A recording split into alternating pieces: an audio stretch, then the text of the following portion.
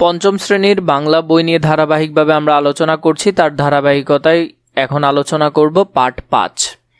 আমি নোমান তোমাদের সাথে এখন আলোচনা করব ঠিক আছে। লেখক হলো সুকুমার বড়ুয়া। এটি নিয়ে আমরা ধারাবাহিকভাবে পুরোপুরি আলোচনা করব। চলো আমরা দেখি। অসময়ের মেহমান ঘরে ঢুকে বসে যান, বোঝালাম ঝামেলার যতগুলো দিক আছে। তিনি হেসে বললেন ঠিক আছে ঠিক আছে।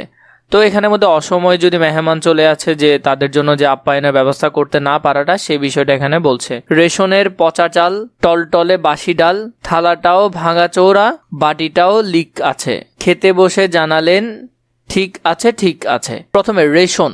রেশন মানে কি? এই যে আমরা বলি না যে রেশন দিচ্ছে, রেশনের পণ্য দিচ্ছে। রেশনের পণ্য মানে কম দামে বিভিন্ন রকম চাল ডাল দেওয়া।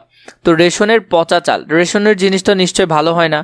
টলটলে বাসি ডাল, তো যে ঘরে যে ডাল রান্না করা হয়েছে সেগুলো বাসি টাইপের।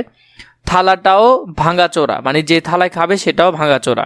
যে বাটিতে দিয়েছে সেটাতেও লিক আছে। খেতে বসে জানালেন ঠিক আছে ঠিক আছে। মেঘ দেখে মেহমান চাইলেন ছাতা খান।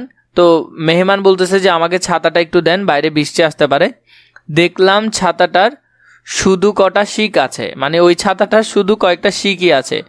তবু তিনি বললেন ঠিক আছে ঠিক আছে। তারপরেও মেহমান বললেন যে ঠিক আছে ঠিক আছে, মানে কোনো কিছু টেনশন করিয়েন না। তো কবিতাটা খুবই সুন্দর, একেবারে ভারী মজার একটা কবিতা। তোমরা সুন্দর করে আশা করি বুঝেছো। যদি না বুঝো তাও আমাকে বলবে। পুরোপুরি বিষয়টা যদি দাঁড়ায় যে ঘরে হুট করে মেহমান চলে এসেছে, তো মেহমানকে বলছে যে ঘরের অবস্থা তো ভালো না, হুট করে চলে এসেছেন, খাবারও তেমন দিতে পারবো না। তখন তিনি বললেন যে ঠিক আছে ঠিক আছে। তো বললেন আপনাকে কি খাবার দিব? সেগুলো রেশমের কম দামি জিনিস, এবং আমার যে থালাটা আপনাকে খাওয়াবো সেটাও ভাঙাচোরা, এবং যে বাটিতে কিছু দিব সেটাও লিক আছে, মানে ছিদ্র আছে। যে মেহমান এসেছে তিনি বললেন যে ঠিক আছে ঠিক আছে। তারপরে মেহমান বাইরে দেখলেন যে মেঘ আসবে এমন সময়, তো ছাতা চাইলেন। ছাতাটায় শুধু কয়েকটা শিক আছে, ছাতাই নাই। তো তাও বললেন যে ঠিক আছে ঠিক আছে। আশা করি কবিতাটা বুঝেছ। অর্থ জেনে নেই। টলটলে মানে স্বচ্ছ তরল, মেহমান মানে অতিথি, রেশন মানে কম মূল্যের পণ্য বিক্রয় ব্যবস্থা, লিক মানে ছিদ্র, শিক মানে লোহার কাঠি।